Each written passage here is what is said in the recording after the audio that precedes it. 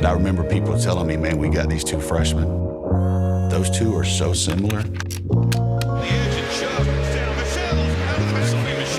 one of them talk. All they care about is football. Because they not only said, listen, we came back to play another year at Georgia, and we came back to win rings. They won a Rose Bowl ring, they won an SEC championship ring, and they were one play away from winning a national championship.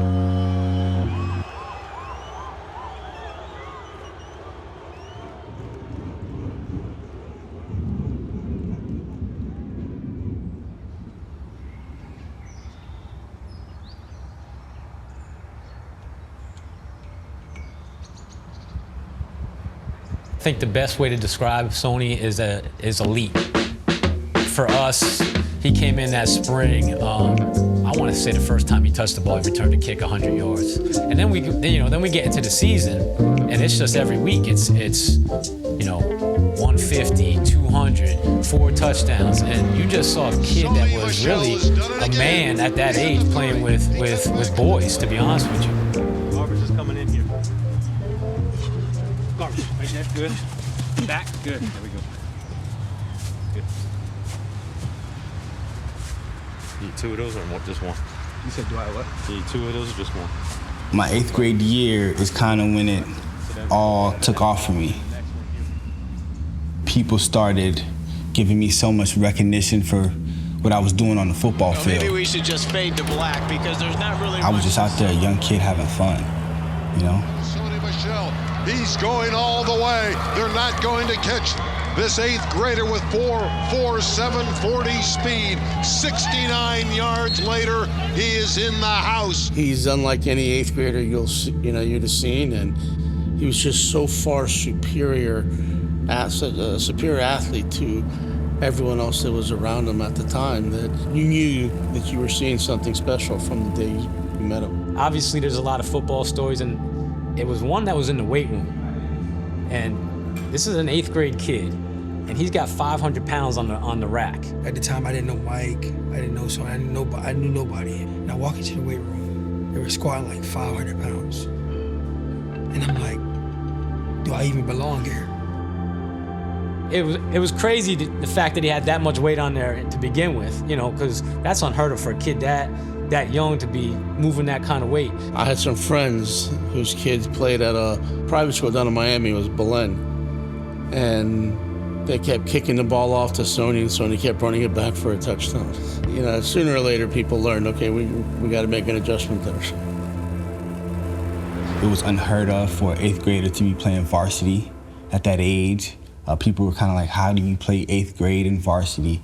But the school I went to was a private school, so it was K through 12.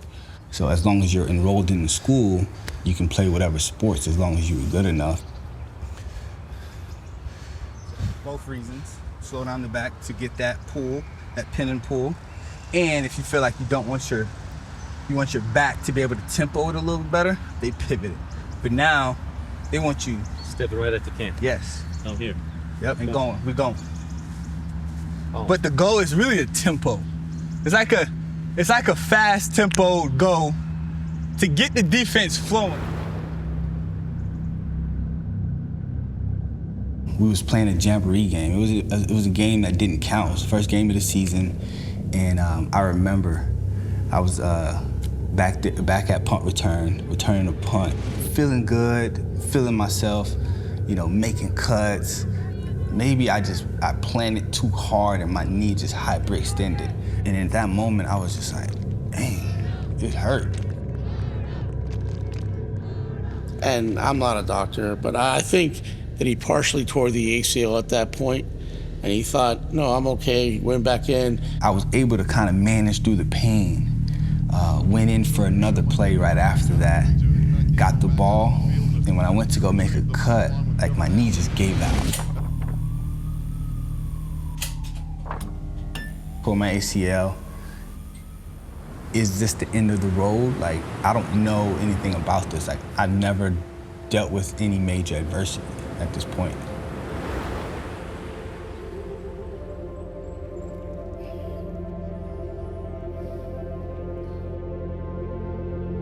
Here you have a kid that had tasted nothing but success, and now you knew that this was going to be a setback and a long road for him.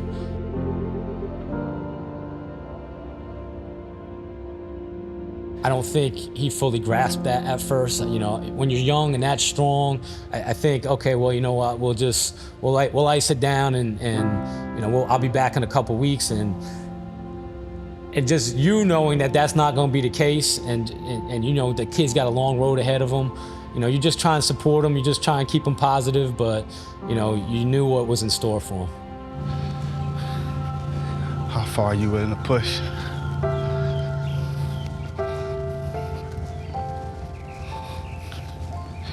It ain't gonna get easier, but how far are you willing to push?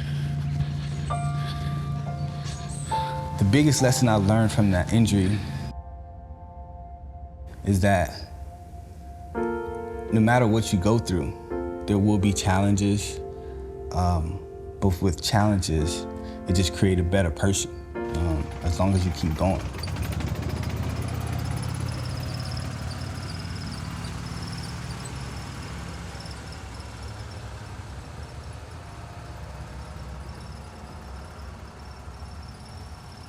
For him, there was no time to dwell and feel sorry for himself. He was just like, okay, yeah, I just got to overcome the next hurdle. Michel might get another opportunity or two. In fact, he's going back out on the field. He came back just in time for the state championship.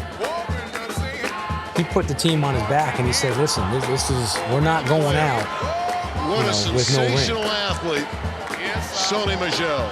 Just his work ethic and his leadership and how he not only led, you know, he became more of a vocal leader, but it was the typical lead by example. And you just saw there was times when he was just willing us to win. Now this was it. This was going to be the final year of we're either going to get this done or we're not going to get this done.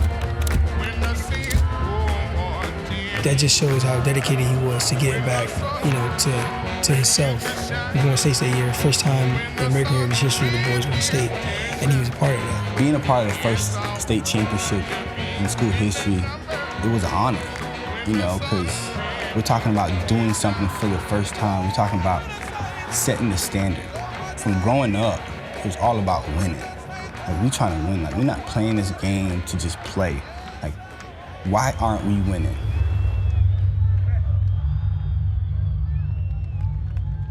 My recruiting process was amazing. It was a blessing. His recruiting process was definitely crazy. Ridiculous. I had every offer in the country. I could have gone to any school I wanted to go to. I mean, you're talking about the #1, you know, running back in the country. They would call different people on the staff, have Sony call me, have someone do this, have someone do that. All the colleges pulling out all the, you know, they're pulling out everything to try and get him. It's when I first got the glimpse of what it is to be a highly recruited college football player, and it was overwhelming for the staff, let alone him. In my mind, it was about not, you know, being this kid and saying, hey, look at me, I got all these offers. It was about, man, I gotta make one right decision. I got one chance to make this right.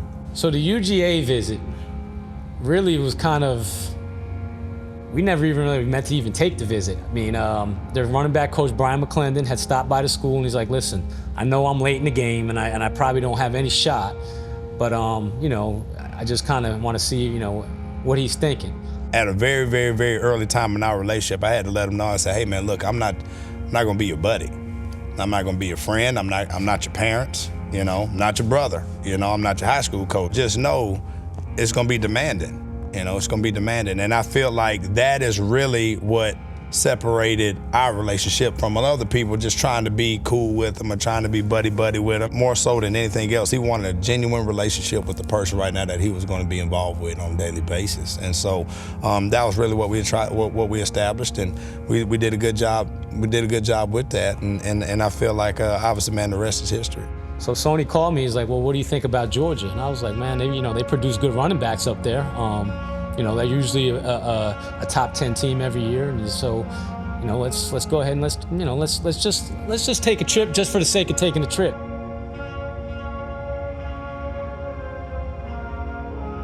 After leaving that visit, we got back in the car, and I told him, like I said, I'm going to Georgia. Like, We ain't gotta go. Almost like we ain't gotta go see no more schools. And I'm like, all right, man. It's you just went on a trip. It's fresh. You're not. It's And Mike kind of looked at me and was like, "You going to Miami? Like, shut up." You know what I'm saying? Like, you ain't going to Georgia. Like, you gonna end up. You like it now because it's in the moment. Since he was little, everybody had him kind of going to Miami. So I'm like, all right, well, what? But we're 2 months later, and he's still talking about Georgia. So we take a second trip. We go up and actually see a game, and he's like, no, this is the spot. And he was sold. He was sold. And really, to be honest with you, he was sold from the time he stepped on that campus. Thank God that he kind of blessed me with the intuition of knowing what I wanted. And I knew in my heart I was going to. Sony, what was that moment like with 4 minutes to go in the third quarter? They pull you out, coach calls timeout, and you kind of able to have a moment there to reflect on your whole career. It was very awesome. That was something from American Heritage. I think American Heritage is for giving me that moment. What did it mean to you? What were you thinking about? I mean, you've been 5 years now. You've been at this here. What did it mean to you? And if you could reflect on your whole career here. Well, it meant a lot. I just been having a lot of flashbacks when that would happen. Hey, this is my final play in high school football, and I'm just excited. You excited to go to college already? I mean, you feel like this is it for you? You've had your fill. You're ready to get to that next level? Yeah, I'm ready. I'm ready.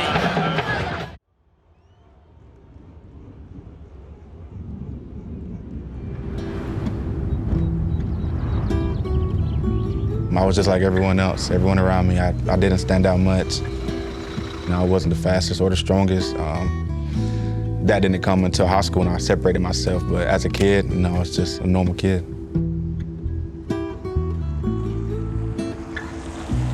I don't necessarily think Nick was the greatest athlete when he was young. He played at a young age as a freshman, but he was not a star as a ninth grader and in middle school. Outside of football, he's a regular kid. He's pretty quiet, shy.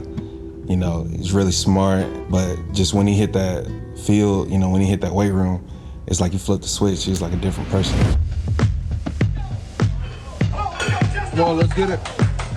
Oh, easy. That created some of that desire to work and get better, but it's just innate. I think he's just born with that work ethic and that drive, and that's what separates him.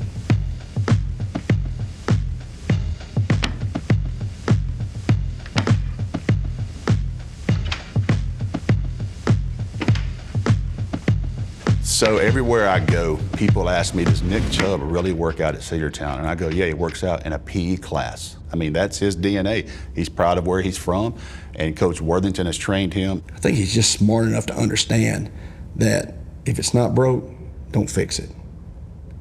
And I think a lot of athletes get away from what makes them successful, and that just goes back to show, it just shows how intelligent he is. Football is a game of combat. If you train easy, the combat's gonna be hard. If you train hard, the combat's gonna be easy.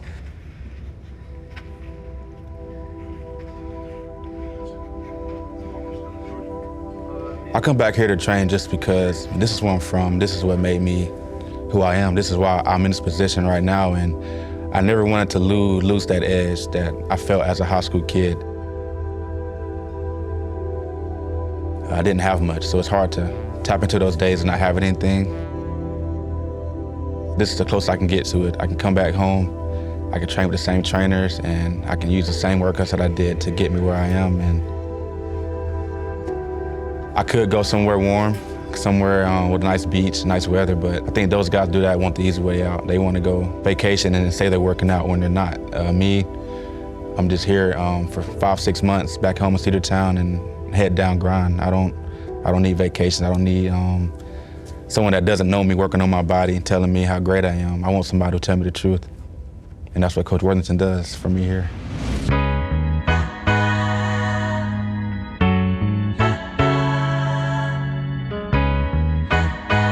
Nick was not, like I said, a phenom. I've got pictures of him. I'm like, dang, is he really that small as a ninth grader? And then every year, he went from 165 pounds, 185 pounds, 205, to playing at 225 pounds. And now you look at what he is now, and it just tells you how hard he's worked. Nick was a guy that he was always in the front of the pack. I felt like it motivated everybody else around him to play as hard as they could. just because they knew that, you know, this guy beside me, he's working as hard as he can. You know he's gonna run as hard as he can. He's gonna give his all. I think the biggest thing that I learned at a young age was how to be a great teammate, the camaraderie, and making bumps with people around me. I coached for 28 years and probably the most coachable kid that I ever coached. Anything he needed, he always put the team first. Even though, you know, he's like the best player, you know, he's the fastest, he's the strongest, he would never put you down because you couldn't do what he's doing. We were playing Carsville High School right here. And I want to say in the third quarter, he sprained his ankle, rolled it over.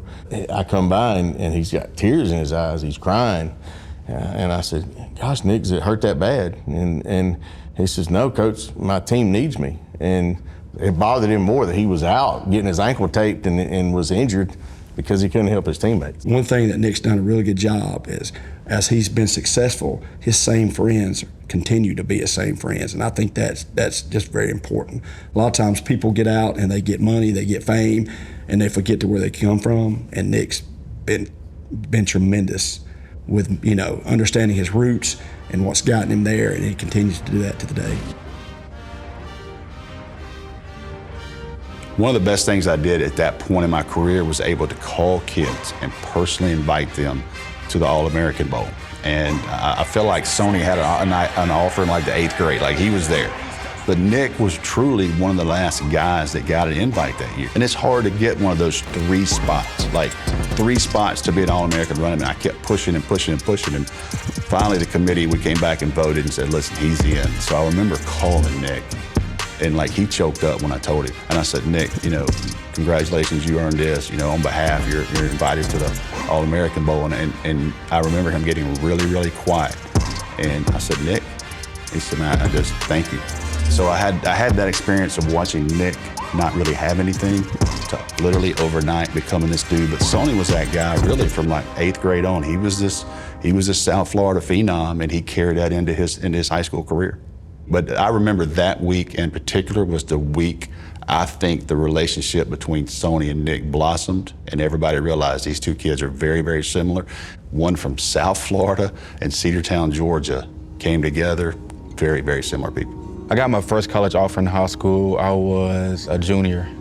And at the time, being in Cedartown, that was unheard of. You know, many guys didn't get college offers, and they did. It was maybe a smaller school. So for me to get that offer, I think it was big for me and for, you know, for the town of Cedartown and for everyone in the whole school. You know, just not having that publicity in Cedartown for so long, which is great for the community and I mean, great for me. I felt like I was doing everyone a favor by getting the attention here, even my other teammates here. The biggest way Georgia got my attention was just, I mean, it was here at home. You know, I grew up in Georgia, born and raised in Georgia, everything Georgia. So for me, it was a no-brainer, and it felt different inside of me. Like I had this special feeling I remember feeling, and I knew Georgia was the school for me, and I wanted to wear the G. I'm Nick.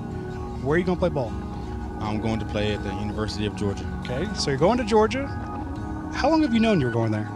Well, I've always had a feeling about Georgia, a good feeling. But I haven't known till about last month because I went to all the schools and I had a good feeling about Georgia. I want to see if I had the same feeling for other schools, but it stayed at Georgia.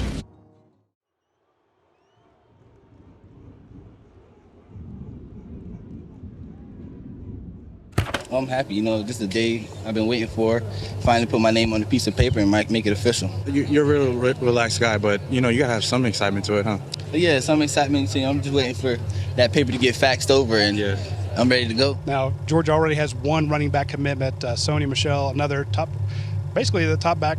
The argument could be made that he's the top back in the state of Florida. What do you think about sharing carries with him? Well, I never had to share carries, but it's total on the body. I mean, I rushed 2,700 yards last year, just all the carries to me. And my sophomore year, I shared the ball with my brother, and we made it farther than I did by myself. So sharing the ball is not a bad thing. You get to split and take each carry and help each other out. I remember getting a call from Coach Worthington. He called me and he goes, look, man, Nick's about to commit to Georgia. I want to know who this Sony Michel guy is. What do you know about him?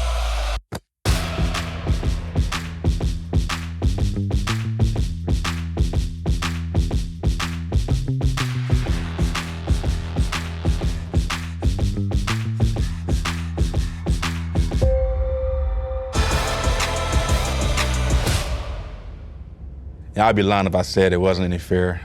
Georgia was loaded at running back, and they're going in the right direction. Todd Gurley was there, Keith Marshall was there, and Sony Michel. Todd Gurley, Keith Marshall.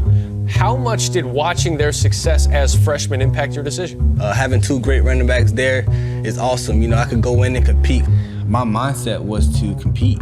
He was a five-star at the time. He had committed before me, so I felt the pressure of not being able to, go in and play like every kid wants to as a freshman. So I remember going into training camp my first year, and it was hard. Training camp, we had 2-a-days at the time, and man, I was just like, if this what it takes to go to the NFL, I don't know if I want this. Like, this ain't, like, I might have to go home. It was a little eye-opening for those guys. They had to meet extra, they had to walk through extra, they had to, they had to do a lot of extra stuff to try to get them caught up, because you felt like both of those guys were gonna play as freshmen, regardless of who was here. Them doing football a little bit of the time to training camp, man, you doing football from early morning till the evening, you know what I mean? And I'm saying even like 7, 8, 9, 10 o'clock. There was no plan B, you know what I'm saying? Who am I going home to?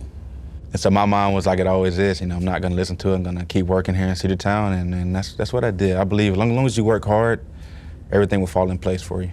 They saw the value in it, and that was the biggest thing. First game of the year, Nick runs a touchdown against Clemson. The next week, I think Sony catches a pass and goes like 80 yards at South Carolina. Both of those guys, they played every game their freshman year. Shoot, man, Sony ends up starting some that year. Nick ends up starting a bunch that year. Thankfully, though, all the time and all the meetings and all the extra stuff ended up paying off. You knew right away that those guys had the ability to do it, they had the intent to do it, and it was really just a matter of time. Earliest memories, like, I would say camp. I would say our freshman year at camp. Where we was two-spotting. Yeah. And we started off down there. It'd be 1s and 3s on one field, 2s and 4s on one field. Then he eventually I came on this field. Yeah. Were you with me? We were opposite. We were always opposite. We were never together. Yeah. At practice, our freshman year. Because he wanted to see what you would do with the 3s, and we would switch. Yeah, we would swap it out. I feel like my earliest memory too is like the walks after practice during camp to the hotel. Yeah. Just like we was like just talking about how everything went. Like it was all new to us. None of this was here, bro. Yeah. Early on, I got a chance to play. 3 games in, I'm dealing with another injury. I fractured my shoulder blade, which put me out for 8 weeks. And now I have to watch these other dudes I'm competing with, ball out. He was actually just starting to get into his rhythm as a freshman. But here's the thing, when you talk about a major SEC program, you're confident in who he is as a player, you're confident in his ability, but you also know the situation at programs like that you might only have that one shot and then it's next man up. And actually it really was next man up because Nick kind of stepped into that next role and his career started taking off. People in the stands started wearing his jersey. He's from Georgia, he's the hometown kid. And I'm thinking, I need to work. I need to put my head down. Nothing else matters at this moment. Keith Marshall, he wasn't feeling very healthy. He said he had knee surgery the year before, so things were still a little shaky for him. Sony was dealing with a lot of injuries. That held him out a lot his freshman year, and Todd Gurley ended up getting into some trouble at Georgia. It was last man standing, which was me, so it was my time to shine. I want to take advantage of it. I was ready for the moment. The moment was not too big for me. I stepped in, had big shoes to fill between Todd Gurley, and that's also what motivated me was coming in behind Ty. Everybody loved Ty. Ty was an amazing, special player, and coming in behind him, I didn't want any drop off. I did what I could. I had an amazing freshman year.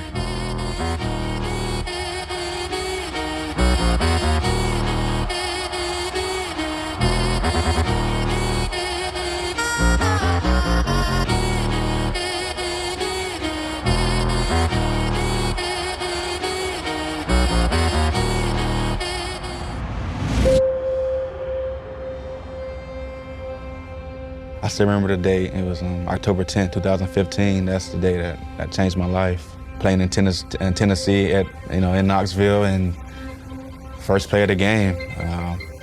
Power left, I bounced it, went to the sideline, and hyperextended my knee on the sideline. Never being hurt in my life, I didn't understand what was happening. I thought maybe just an ACL, because that's what running backs usually do. After seeing the video and after seeing the reaction from people around me, I realized it was more severe than I thought. It was probably one of the more significant injuries I've ever seen. He had multi-ligaments, I had nerve involvement, I had some vascular involvement as well. I didn't think I would play football again. And if I did play, I didn't think I would be the same caliber player that I was before.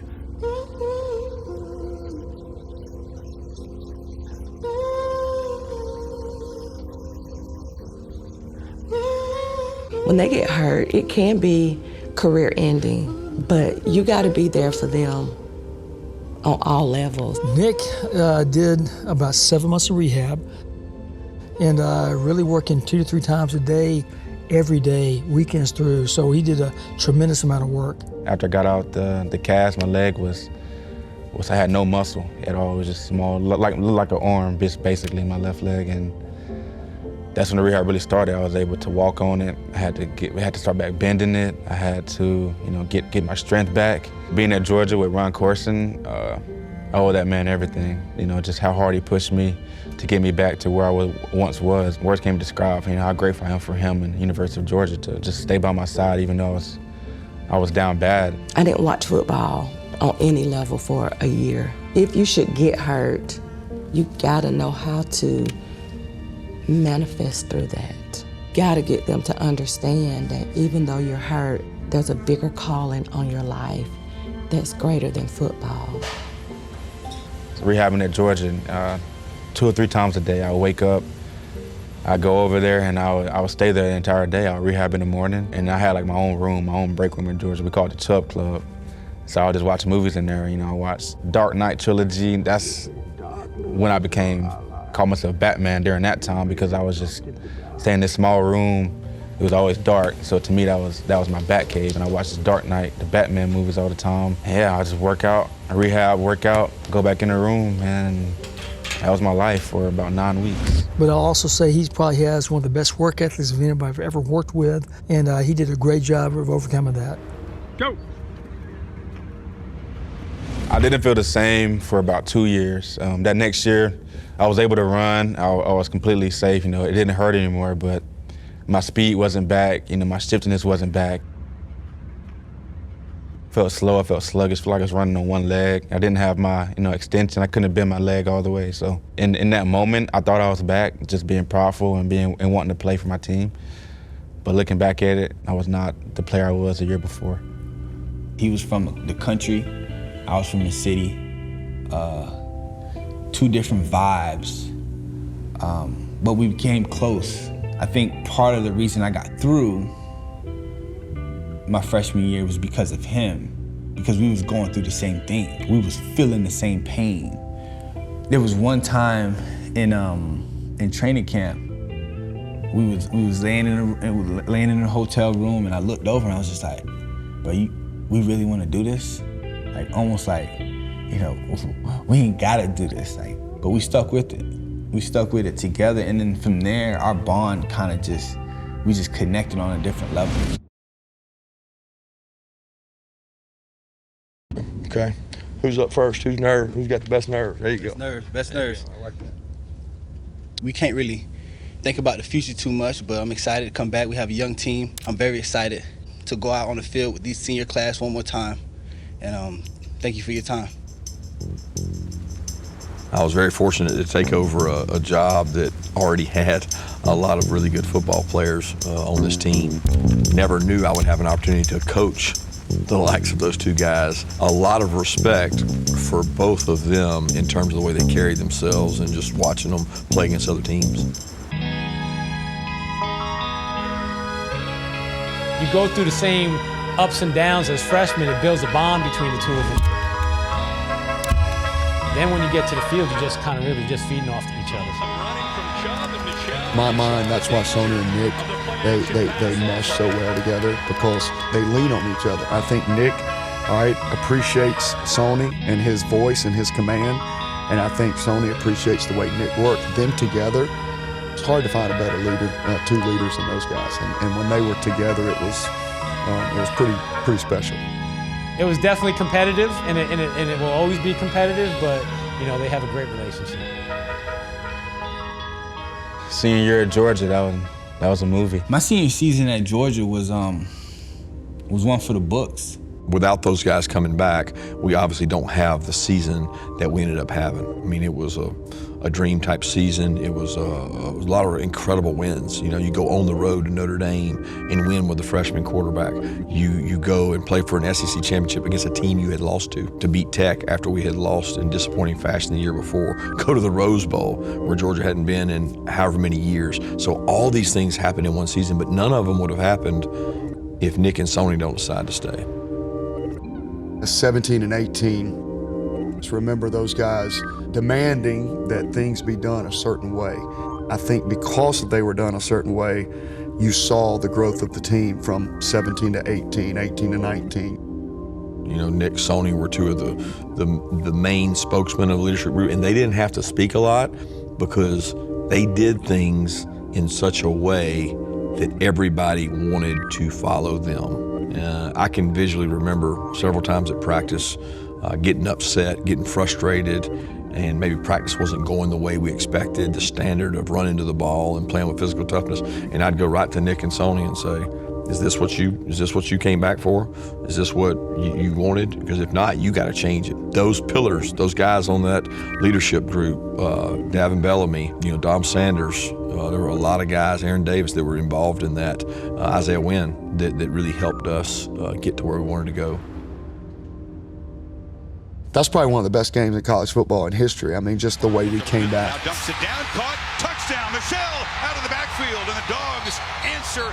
Georgia went back at him with Sony and Nick because they couldn't stop either one of them. They just took turns pounding Oklahoma. They got the young guy, DeAndre Swift. Everybody talks about the play, Sony at the end, running in the end zone. No Georgia fan ever will forget. Gets to the edge. Sony Michel. Georgia beating Oklahoma in overtime. Sony running in the end zone, sending Georgia to the national championship. Me and Sony ripping off touchdowns left and right and just had a great game. We went in overtime, and Sony ended up having the game-sealing touchdown. And yeah, we're on top of the world. We finally make it to the national championship. We're feeling good about everything. And we got a chance to go to the national championship. So that national championship, I don't like thinking about the game. I don't like talking about it. People make jokes about it, but to me, it's just not funny. Finally get that chance to finally make it to the big stage. Personally, I didn't have a good game, and that's something that I always think about. It was as physical a game as I can ever remember, both sides of the ball. This is the most physical game I've played in college football. Sony Michel has been the answer on 3rd and long against this team. Almost like blow Miko Hardman all night. Miko Hardman face mask. Pressured, sacked, right. First unsportsmanlike foul of the game. The game went all the way to overtime. No! Hooked it!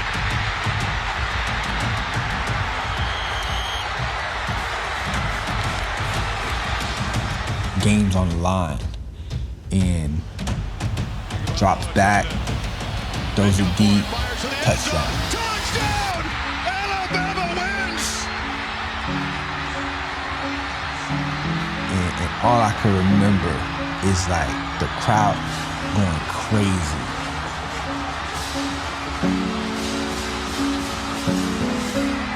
And when Georgia lost on the last play of the game in overtime, I remember getting my camera and I started shooting pictures. I'm doing my job. I turned and looked, and Sony and Nick were there, and both of them were crying.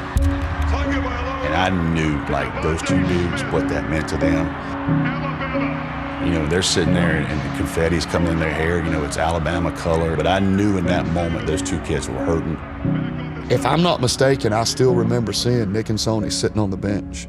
And I can see that in my mind. And I just hated it for them because they came back to finish something. And the Bellamy and Lorenzo and Isaiah, and I remember all those guys came back to finish it, and we were so close, and we didn't finish it. I had so many great games at Georgia, did so many great things, and when they needed me the most, I wasn't able to perform at a high level, and that eats me up, even to this day. I didn't have a great game, and I feel like in that situation, that one shot, one moment, you gotta be at your best, and that fuels me to this day of anytime I'm in a good game, I want to give it my best shot. I want to make sure that I'm hitting on all cylinders, make sure that I'm doing what I can in that moment, because when that ball's in the air and they score in the last touchdown in overtime, there's nothing you can do about it. You know, game's over, you lost. So sometimes in life, you work so hard, you do the right things, but doesn't mean you're gonna get the results that you want. At that moment, I knew what it took to get to where we wanted to go. And it was tough, man. I think this is a game that really isn't spoken about. You know, guys we really just don't, it's hard to put it into words because of the work we put in. It's tough. Playing for the national championship gave us a national presence that we're here and we're here to stay. That helped inspire the next teams to play the right way and go get the 2 we've got now. You know, Coach Smart talks all the time about what we've got right now was created by guys in 16 and 17 and 18, the guys that laid the foundation. You know, the guys that are on the team right now didn't necessarily build these buildings. It was those guys. Georgia isn't over. Georgia is just beginning. And I think me and Sony in that class, we brought that to everyone's attention that Georgia is next up. And 4 years later, we won, 2 national championships.